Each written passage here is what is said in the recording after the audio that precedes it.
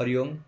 पिता स्वर्ग पिता धर्म पिता ही परम तपः प्रीतरी प्रतिमापने प्रियंते सर्वदेवता। अर्थात पिता माता ठारू बड़ नाही के जगते तांक ऋण सुझीबाकू नाही के मरते।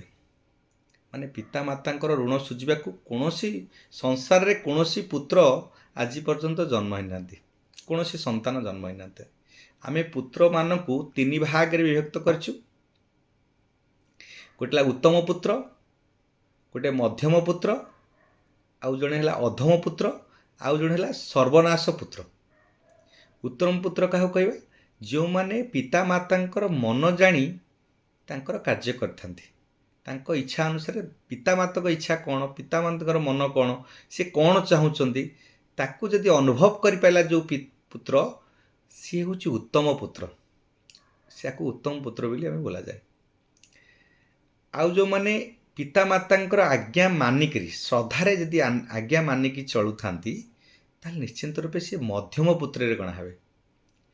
आउ जो माने श्रद्धा विहीने, माने श्रद्धा नहीं, आज्ञा नहीं, आज्ञा को मानु नाहंती, श्रद्धा विहीने माने बाध्यबाधकता जदि बापा मांकर किछि मानुछंती मनरे नाही, भावरे नाही, तो सी होची अधम पुत्र बोली ताकू माना जिवो।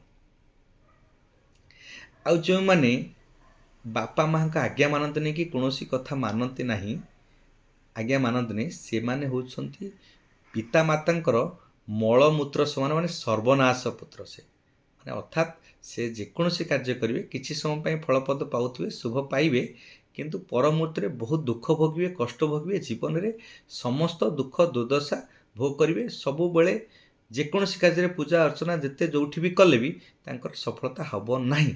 जिते पूजा करूँ, जिते तप करूँ, जिते दान धर्म करंतु, आपण पिता माता को प्रथमे शांति कर पाइले। पिता माता भितर 33 कोटी भगवान स्वरूप तांका भितर आपण पाइबे। पिता को आम प्रणाम करंतु, पिता सेवा करंतु।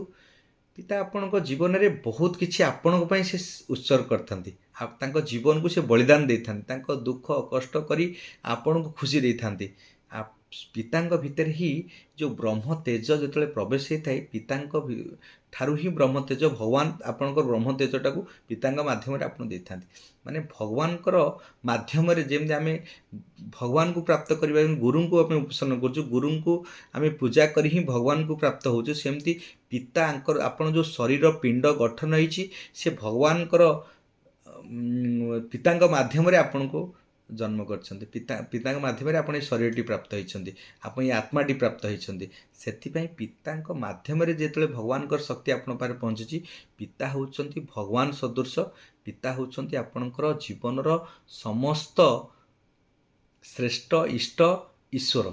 से पिता माता को यदि स्नेह श्रद्धा भक्ति रखी आपण पूजा कर पाइले, तांकर मन जानी कार्य कर पाइले, निश्चिंत रूपे से पुत्र मु आपण को 100% चैलेंज दौची, आपण जेकोसी कार्य करेंगे, जो ठारे रहिबे आपण को प्रतियोगिता रे जेकोसी स्थान रे आपण उच्च प्रतिष्ठित हेबे, चैलेंज जीतिबे, आपण कार्य सफलता हो। जेकोसी आपण जेते भी दुख कष्ट पाउथले भी पर मुहूर्त रे आपणकर सफलता आपण हाथ मुठारे ही रहिबो। जय जगन्नाथ, जय मां सरला। समस्ते ये बाणी टिके शुणुतु। आमर सप्तऋषि दिव्यसन संस्थान चैनल को सब्सक्राइब करी आमर नंबर को मोर नंबर को नोट करंतु। आपणकर जदि कोनोसी माध्यम रे कोनोसी आपण जीवन में अशांति आसुची कि कोनोसी प्रकार आपणको जीवन में दुख दुर्दशा रहउची, कोनोसी कारणवशत आपण समस्या रहउची, तो आपण करंतु। तार संपूर्ण रूपे आपणको आपणकर गतिविधि आपण जीवन रो शैली बतैकरी आपणको जीवन रो परिवर्तन आस परियो निश्चिंत रूपे। धन्यवाद।